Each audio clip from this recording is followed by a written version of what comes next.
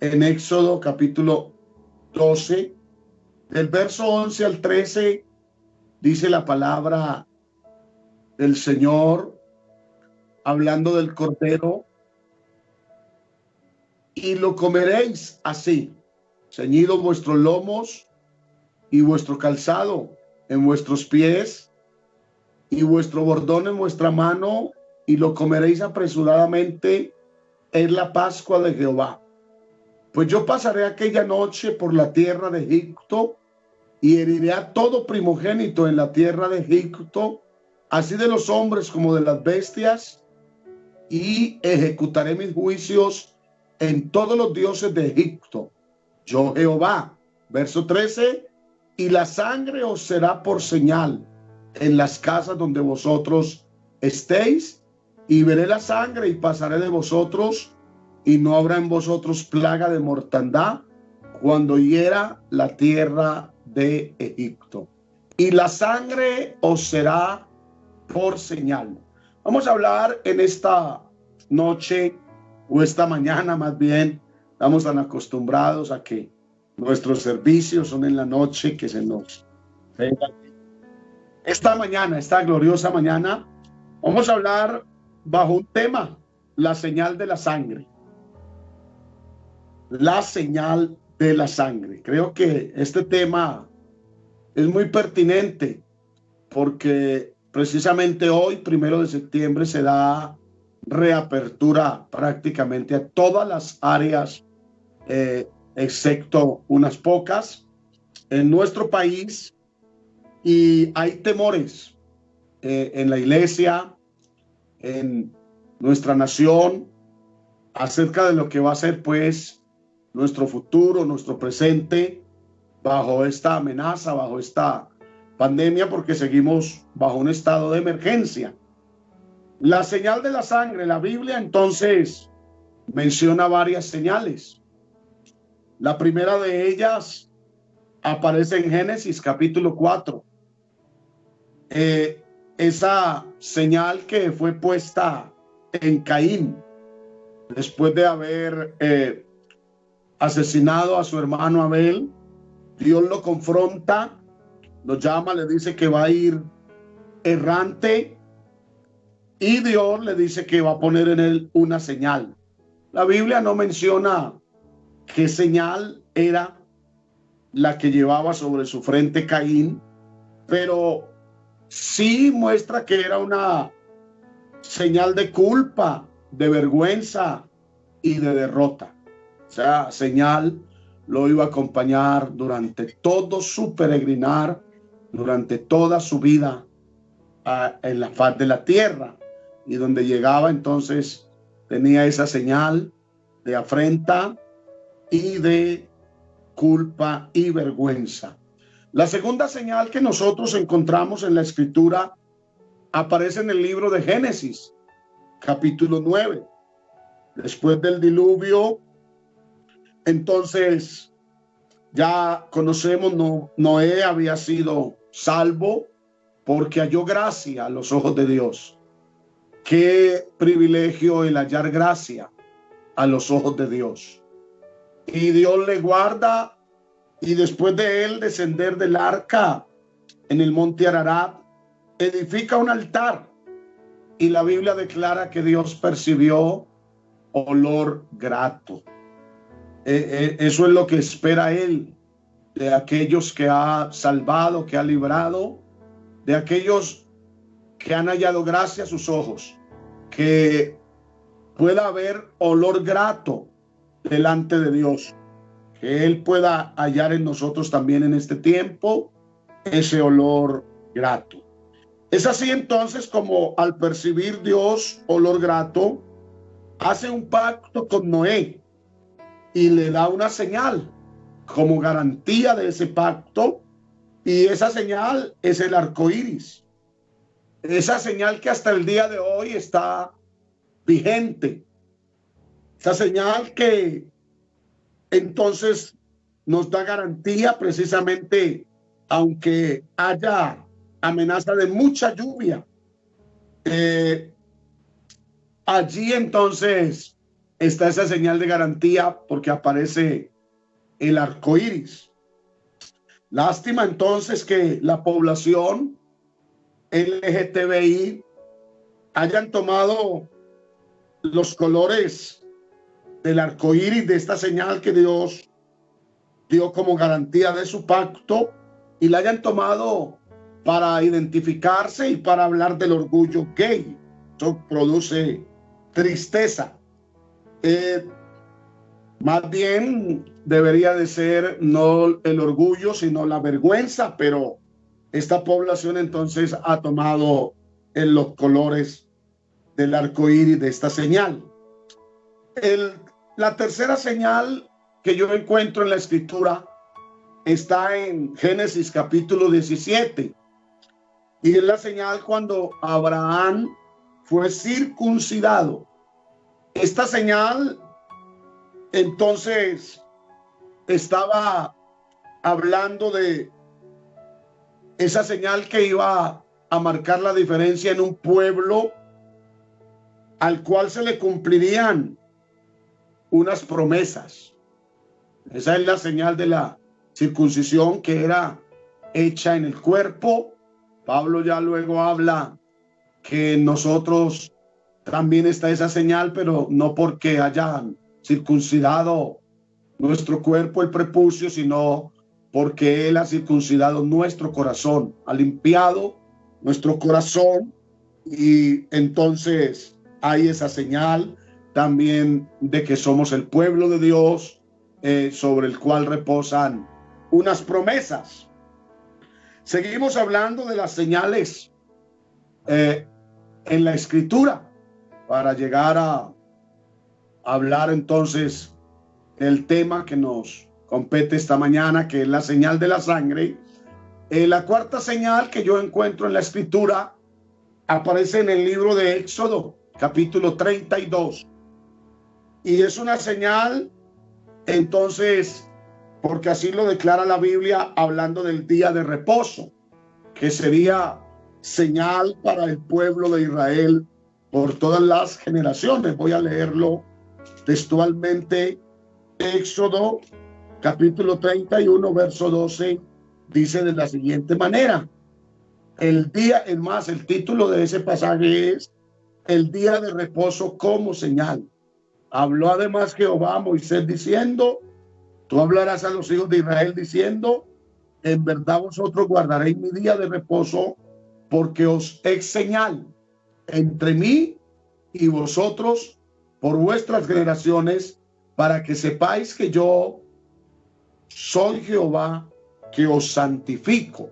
El día de reposo entonces era esa señal para el pueblo de Dios, que lo iba a diferenciar de los otros pueblos. Valga la aclaración esta mañana, fue una señal para el pueblo de Israel. No tiene nada que ver con la iglesia, y tampoco entonces se convierte en nosotros como iglesia como una norma, porque nosotros no somos Israel y tampoco estamos en la dispensación de la ley, estamos bajo la gracia. Nosotros no tenemos como señal un día de reposo. Cristo es nuestro reposo. Declara el escritor a los hebreos que no es un día de reposo, sino una vida de reposo. Jesús dijo: venid a mí todos los que estéis trabajados, cargados, y yo os haré descansar. Cristo es nuestro reposo. Así es que el día de reposo fue una señal para el pueblo de Israel. Y quiero, antes ya de entrar a hablar de la señal de la sangre, hablar de esa quinta señal que aparece en la Biblia, es la señal de la sangre. Pero luego se habla de otra señal en el libro de Josué, y es la señal de el cordón que puso Rahab la ramera, ese cordón de grana que habla del color de la sangre, ese color carmesí. Y sabemos cómo esa señal para aquella mujer y los suyos se convirtió entonces en una señal de bendición, porque fueron librados, fueron salvos de la destrucción que hubo sobre Jericó. Entonces, estas señales nos van como indicando algo precioso, porque en el libro de Éxodo, donde leímos, se habla de una señal diferente a las demás. Ya no es una señal sobre un hombre llamado Caín, que habla de vergüenza y habla de derrota y fracaso. Ya no es una señal en el cielo que aparece como garantía de un pacto. Tampoco es una señal sobre el cuerpo como lo era la circuncisión, ni una señal como el día de reposo que diferencia a un pueblo de los demás. Tampoco una señal como un cordón de grana. Ahora es la señal de la sangre. Conocemos el pasaje. Se nos habla entonces de cómo Dios determina sacar con mano poderosa, a través de señales, de prodigios, de portentos, a su pueblo de la esclavitud de Egipto, y a través de juicios que derramó sobre aquella nación. Y Dios determina entonces dar muerte a los primogénitos en Israel, porque Faraón había endurecido su corazón. Todas las otras plagas habían sido externas, habían afectado el país. Hubo una señal que precedió, o una plaga que precedió a la muerte de los primogénitos, y fue la plaga de las tinieblas. Una plaga, la Biblia dice que nunca ha habido días como esos sobre la faz de la tierra, porque Dios envió tinieblas sobre el país de Egipto que eran densas, se podían aún palpar, dice la palabra, y nadie podía mirar el rostro de su compañero durante 72 horas, 3 días de densas tinieblas. Pero hubo algo bonito en medio de esa situación, y es que aunque las tinieblas eran densas en medio de Egipto, allí está el pueblo de Dios. Y no sé cómo lo hizo Dios, no podemos explicarlo humanamente, cómo es que hay unas tinieblas sobre todo un país, pero en unas casas había luz, y era en la casa de los hijos de Israel. Oh, qué bueno es nuestro Dios. Miramos cómo Dios da un trato especial, preferencial a su pueblo. Oh, en este tiempo nosotros también podemos decir que aunque hay densas tinieblas sobre este mundo, porque el mundo entero está bajo el maligno, dice Juan, pero hablando de nosotros dice que nosotros no estamos bajo el maligno, estamos en el verdadero, en Jesucristo, que es el verdadero Dios y la vida eterna. Entonces miramos cómo hay ese trato, y nosotros también podemos decir: Jehová es mi luz y mi salvación. ¿De quién temeré? Jehová es la fortaleza de mi vida. ¿De quién he de atemorizarme? Y aunque contra nosotros se levante guerra, tú y yo podemos estar confiados, porque aunque allá hay tinieblas, nosotros tenemos luz. Esa luz que resplandeció en medio de las tinieblas, aquella luz verdadera que alumbra a todo hombre, aquella luz la cual no pudieron las tinieblas dominar, está en nosotros. Pablo dice que resplandeció en nuestros corazones. Y entonces, después de esta plaga, Dios determina enviar la plaga de la mortandad sobre los egipcios, sobre Faraón y todo el país de Egipto. Pero vemos allí cómo también Dios se anticipa. Dios determina enviar el ángel de la muerte por toda casa en Egipto, y iba a dar muerte a los primogénitos en el país de Egipto. Pero se anticipa Dios y le dice a Moisés que esa noche deben de tomar un cordero. Aleluya. Gracias a Dios por el cordero que fue provisto para nuestra salvación, para nuestra liberación, para nuestra redención. Ese cordero debía de ser sacrificado y luego tomar la sangre en un tazón y con un hisopo limpiar o untar más bien los linteles de las puertas. Y el Señor dijo que entonces esa sangre iba a ser como señal y que entonces el ángel de la muerte seguiría de largo. Podemos imaginarnos la escena de dolor. En cada casa había un muerto, porque hablar de la muerte de los primogénitos era hablar de que si mi abuelo había sido engendrado como el primogénito, pues esa noche él iba a morir porque era el primogénito entre sus hermanos. Si mi padre había sido engendrado por mi abuelo como el primogénito, él moría. Y si yo había sido engendrado por mi padre y era el primero entre mis hermanos, pues yo iba a morir esa noche. Así es que en una casa no simplemente podía haber un muerto. Es más, la Biblia dice que fue tan terrible aquella escena que no había casa de los egipcios donde no hubiera un muerto. Recordemos que la muerte llegó al mismo palacio, a la cárcel donde había un hombre preso, llegó la muerte y a los primogénitos entre los animales también el ángel de la muerte les tomó esa noche en Egipto.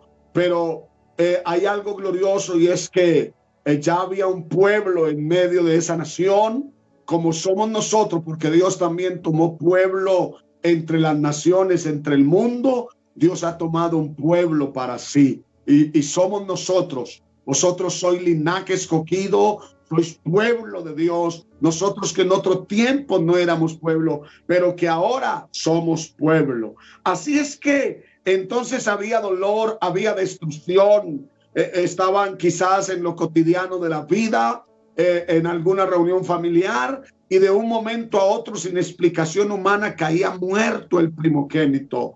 Oh, había angustia, dolor, llanto, clamor en todo el país de Egipto. Quizás las mujeres que son más propensas a no aceptar en ocasiones realidades y la parte sentimental y afectiva de ellas es más vulnerable, sus emociones frente a esto. Quizás una de ellas, al ver aquella escena, salió corriendo, llorando, buscando ayuda donde sus vecinos, pero al salir a la puerta ya los vecinos estaban llorando y en toda su cuadra y en toda su aldea.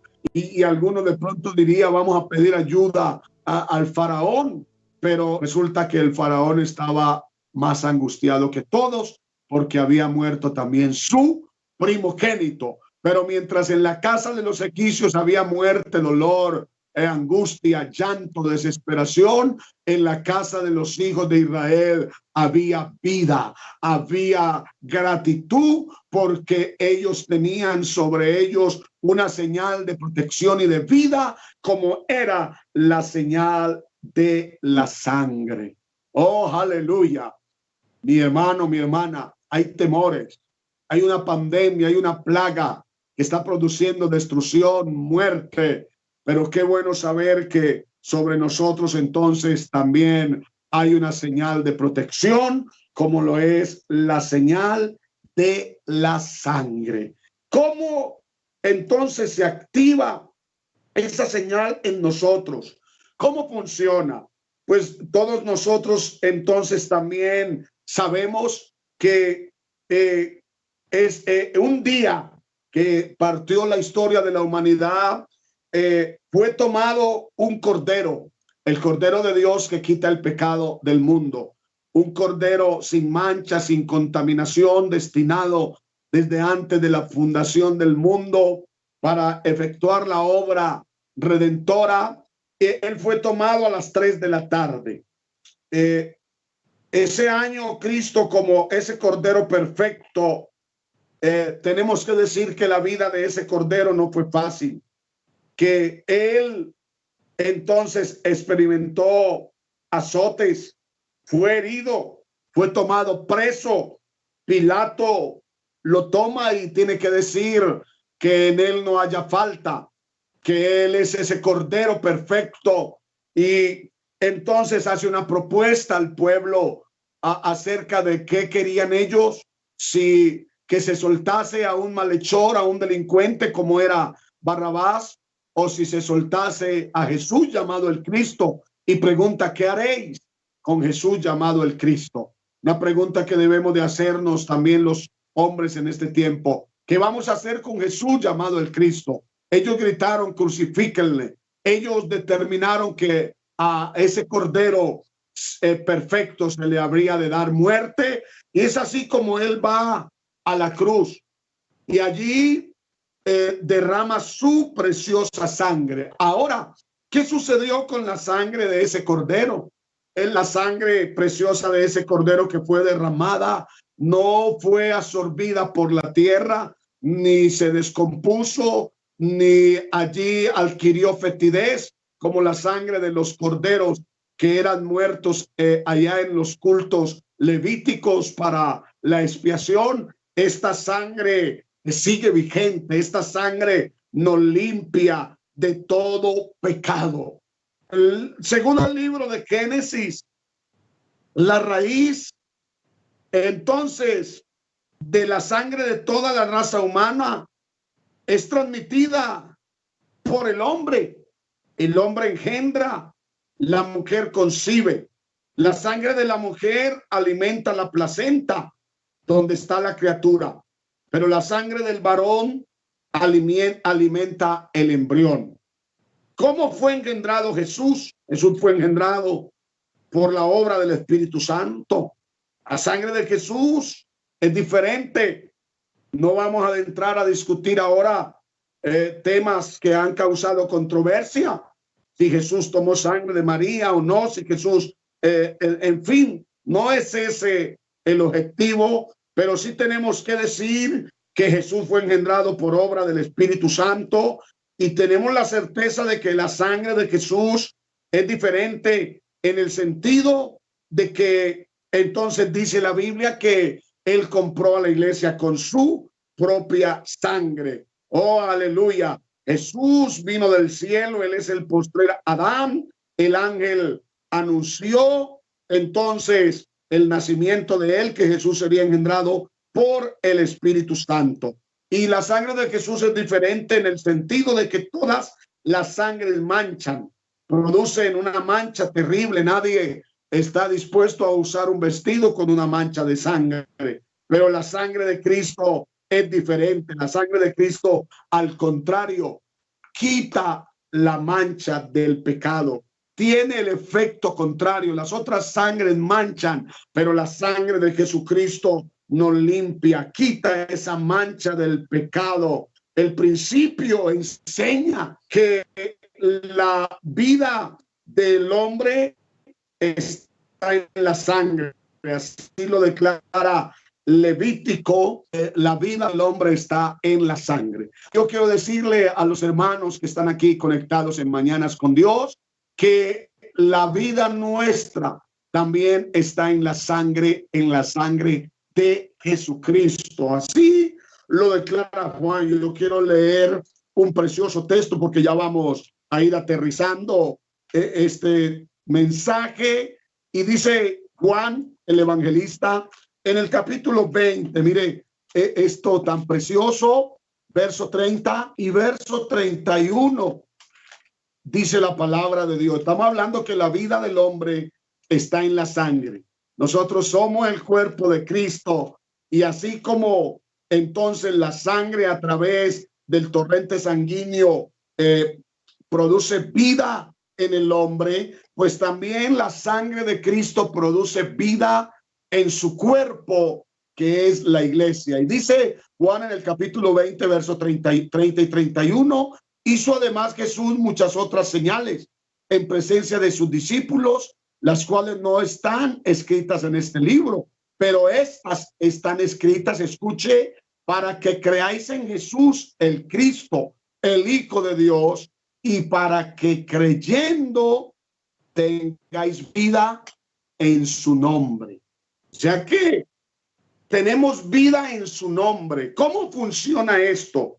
Déjeme, yo pongo un ejemplo. Yo llamo a Sebastián, quien está aquí pues conmigo conectado en esta transmisión, y si yo le llamara de un lugar a otro, pues Sebastián se traslada, es decir, vendría todo lo que es Sebastián, su cuerpo, su mente, su inteligencia, su sangre vendría al yo llamar a Sebastián. Todo lo que hay allá vendría acá donde yo le estoy llamando. Pues precisamente, mi hermano, cuando a nosotros se nos invocó el nombre de Jesús, cuando el ministro, yo recuerdo hace 26 años, el hermano Salomón en la iglesia central de Tuluá me dijo: Omar, te bautizo en el nombre del Señor Jesús. Eso fue lo que se le dijo a Pablo. Ahora, ¿por qué te detienes? Levántate y lava tus pecados, invocando su nombre.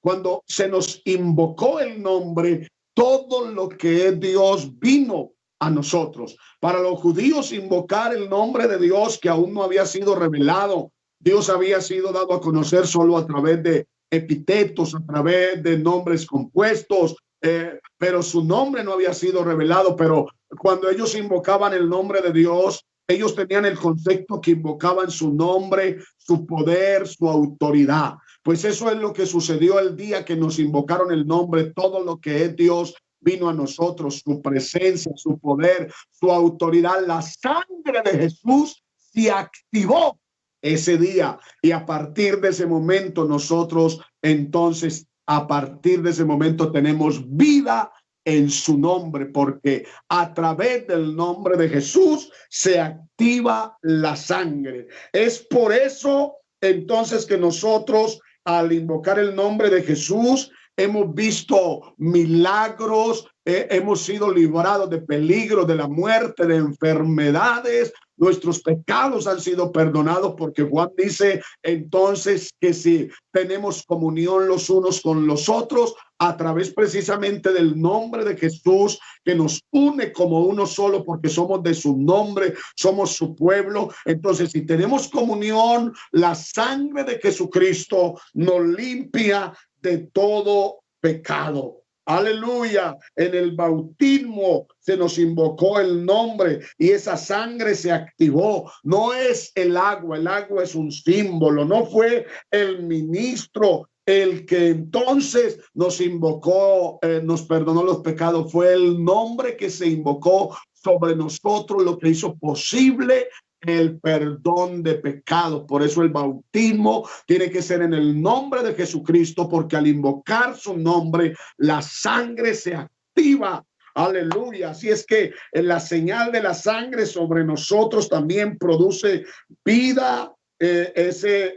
Entonces, esa sangre la que nos ha limpiado de los pecados pasados, pero también nos limpiará de los pecados presentes y aún de los futuros. Es la sangre la que nos libra entonces en medio de los peligros, en medio de las enfermedades. Tenemos testimonios de cómo nosotros mismos en algún momento hemos invocado ese nombre y han sucedido milagros extraordinarios. Hermano, en este tiempo la sangre sigue vigente. Tú y yo tenemos, oh, aleluya, la facultad de invocar ese nombre, de hacer posible que la sangre se active sobre nosotros para ser librados, para seguir contando testimonios. Porque al invocar el nombre del Señor, la misma muerte tiene que seguir de largo. La misma muerte, las enfermedades, toda circunstancia tiene que cambiar al invocar el nombre poderoso de Jesús. Y quiero terminar diciendo que hay preocupación en el pueblo de Dios, porque algunos consideran que esto del microchip y todo este asunto del nuevo orden mundial, entonces algunos dicen que ya el anticristo está marcando a la gente, porque el anticristo es imitador número uno de Dios. El diablo es imitador. Y el anticristo es la manifestación del diablo en carne, es el hombre de pecado. Así como el misterio de la piedad consiste, como dice Pablo, en que Dios fue manifestado en carne, Dios se hizo hombre. También el enemigo establecerá un misterio que es el de la iniquidad, y será lo contrario. Ya no es Dios haciéndose hombre, sino un hombre haciéndose Dios. Y es así como él también pondrá una señal sobre los suyos. Apocalipsis 13 habla de la señal de que pondrá el anticristo sobre aquellos que entonces serán de él, aquellos que se habrán quedado y no participaron del recogimiento, del arrebatamiento de la iglesia y pasarán por la gran tribulación. Él pondrá una marca sobre ellos. Y hay hermanos atemorizados y esto del microchip, el nuevo sistema mundial y todo lo que se está implantando es la marca del anticristo. Hermano, yo quiero decirte que no, porque aunque si el anticristo quiere imitar al Señor para venir a poner una marca sobre los suyos, nuestro Dios se le adelantó, porque él ya ha puesto una marca, una señal sobre los suyos, la señal de la sangre. Podemos decir, hermano, que nosotros como iglesia estamos blindados. Tenemos la sangre de Jesucristo, tenemos el sello de su nombre, tenemos el Espíritu Santo como un sello también sobre nosotros. Así es que en el nombre del Señor, entonces vamos a apropiarnos de las promesas. Vamos a creer que sobre nosotros está la señal de la sangre. Vamos a hacer a un lado los temores. Vamos a seguir creyendo. Vamos a seguir confiando que estamos escondidos en Cristo y que la muerte y todo ataque y todo peligro tendrán que seguir de largo porque en nosotros está la señal de la sangre.